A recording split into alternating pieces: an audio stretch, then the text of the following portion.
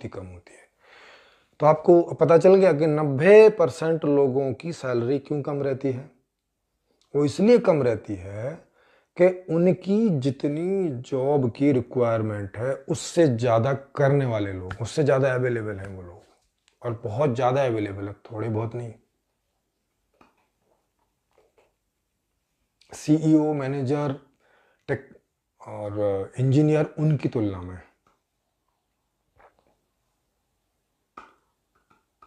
ये नियम किसने बनाया है? ये नियम बनाया है जो आज का इकोनॉमिक्स है उसमें, क्योंकि उनको ये करके समझ नहीं है कि हम कैसे करके सबकी सैलरी बराबर कर दें, क्योंकि सबकी सैलरी बराबर करने का मतलब समझ तो क्या होगा। सीईओ की और जो पियोन है उसकी सैलरी बराबर करने का मतलब होगा कि वहाँ कई गुना ज़्यादा सैलरी बांटनी होगी।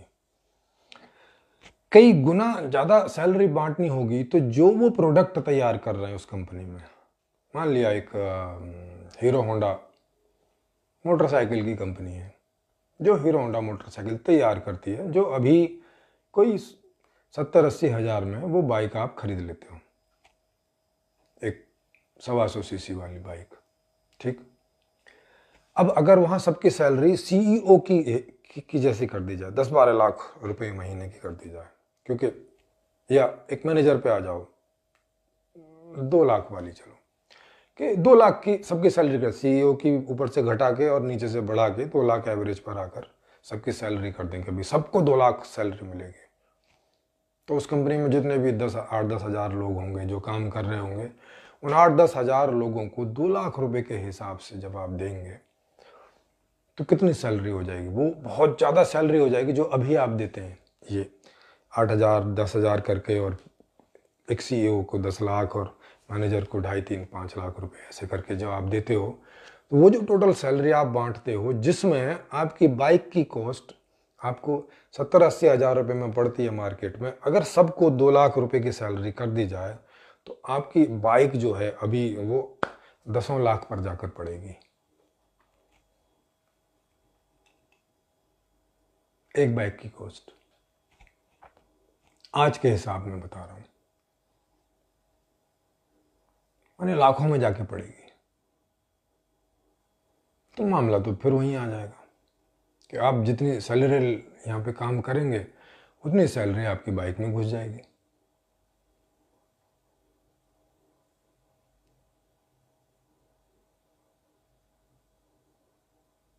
और बाहर कंपटीशन भी कैसे करोगे? कोई एक कंपनी वाला करे भी एक जैसी सैलरी अपने उसमें, तो उसका प्रोडक्ट बहुत महंगा हो जाएगा और वो प्रोडक्ट बिकेगा ही नहीं, क्योंकि दूसरी कंपनी तो 80 हज़ार में दे रही है, तो उसका प्रोडक्ट बिकेगा नहीं, माने उसकी मांग ही नहीं होगी। मांग ही नहीं होगी तो उसकी कंपनी तो बैठ जाएगी। तो ऐसे तो करके चल नहीं सकती आज के अर्थशास्त्र में कि सबकी तनख्वाह एक जैसी कर दो, तो ऐसे कंपनी चलेगी नहीं। अब क्या हो? अब कारण तो आपको पता चल गया क्या है। कारण है आपके पास पैसा ना होना, और आपके पास पैसा ना होने का कारण है अर्थशास्त्र की ये नीति। कौन सी नीति? कि वो मांग और आपूर्ति के आधार पर आपकी सैलरी तय करती है। लेकिन क्या ये नियम ठीक है?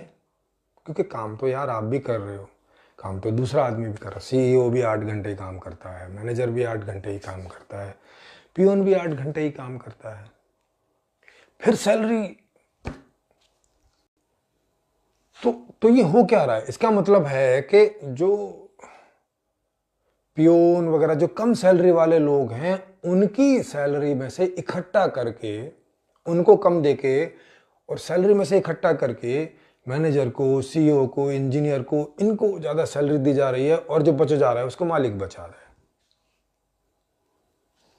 क्योंकि बाइक जो बन रही है उसमें तो सभी का योगदान है, सीईओ से लेके और पियोन तक का। किसी एक के बिना तो काम चलेगा नहीं उसमें। कोई भी एक प्रकार की जॉब वहां से हटा देंगे तो फैक्ट्री नहीं चल पाएगी। तो काम में तो सभी का योगदान है बराबर का।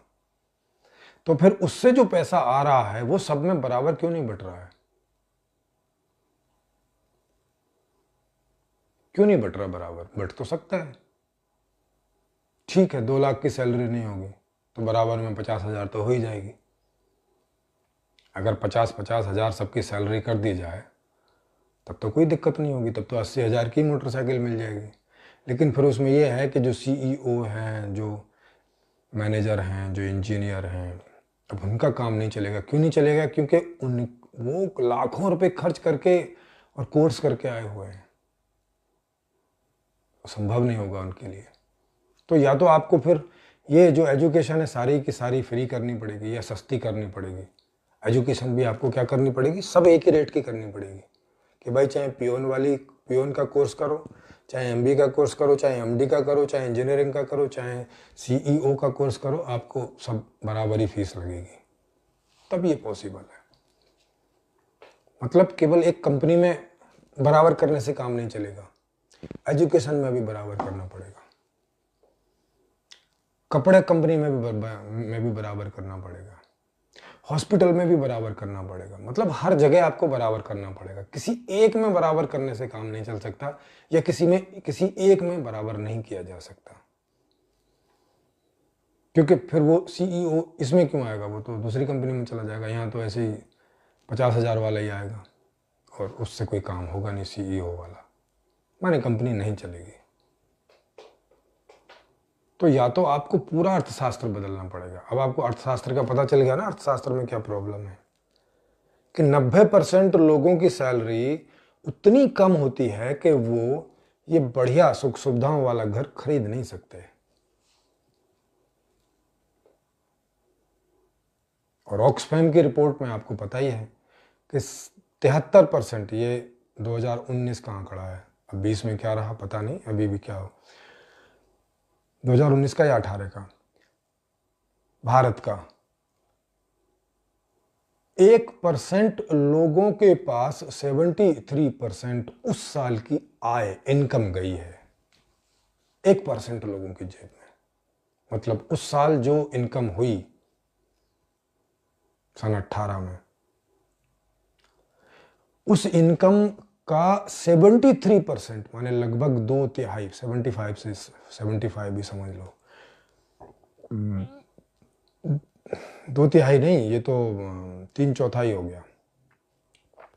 3/4 इनकम 1% आदमी के पास गई है। 1%, 10% नहीं, 1%।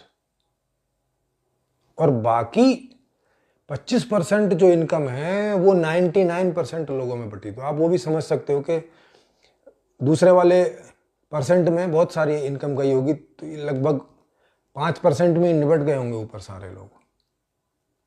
नीचे तो बस ऐसे ही, क्या बोलते हैं वो, खुरचन जैसी गई होगी कुछ दूर तक। वो भी 50% को तो कुछ नहीं मिला होगा उसमें से, ऐसे ही बस नमक मिल गया होगा। वो भी सरकार ने फ्री दे दिया होगा, 2 रुपए किलो चावल करके, तो नहीं तो वो भी नहीं मिलता। अब आपको समझ में आ रहा है ये अर्थशास्त्र का फॉल्ट? तो ये जो अर्थशास्त्र है, ये 90% लोगों को की इस इच्छा को पूरी होने से दूर किए हुए है, पूरी नहीं होने दे रहा है, और ये पूरी होने भी नहीं देगा जब तक ये अर्थशास्त्र रहेगा। इसमें ना उस सीईओ की गलती है, न फैक्ट्री के मालिक की गलती है, न प्रधानमंत्री की गलती है, न राष्ट्रपति की गलती है, न अमेरिका की गलती है, न स्वीडन की गलती है, न इंडिया की गलती है, न गवर्नर की गलती है, न आरबीआई की गलती है। किसी की गलती नहीं है इसमें। ये इकोनॉमिक्स ही ऐसा है, ये अर्थशास्त्र ऐसा है। चूंकि शुरू से ऐसा ही अर्थशास्त्र रहा है, तो शुरू से रिजल्ट भी वैसा ही रहा है। आप हर देश में देख लो, वही 10% के आसपास ही लोग सारी धन संपत्ति, सारी आय के मालिक रहे हैं, वही अपनी इच्छाओं को पूरी करने में सफल रहे हैं, बस।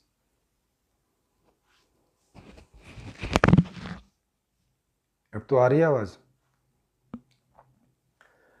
तो वही जी, थोड़ा बताएं टाइप करके आवाज़ आ रही है कि नहीं। तो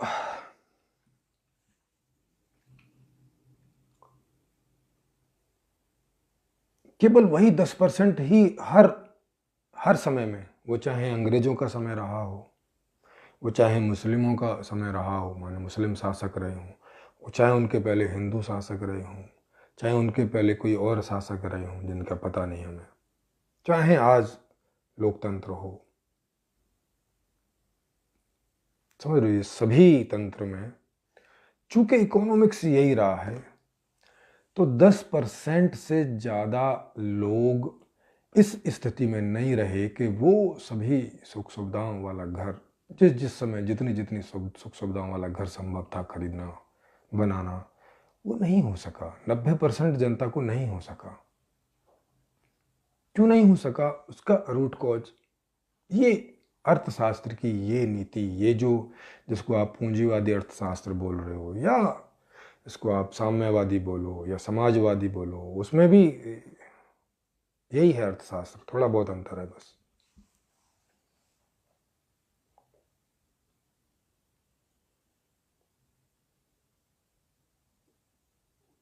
तो आज का जो अर्थशास्त्र है आज तक का, वो केवल 10% लोगों को एंटरटेनमेंट कर सकता है। कोई भी 10%, उसमें मैं हो सकता हूँ, आप हो सकते हो, कोई भी हो जाए।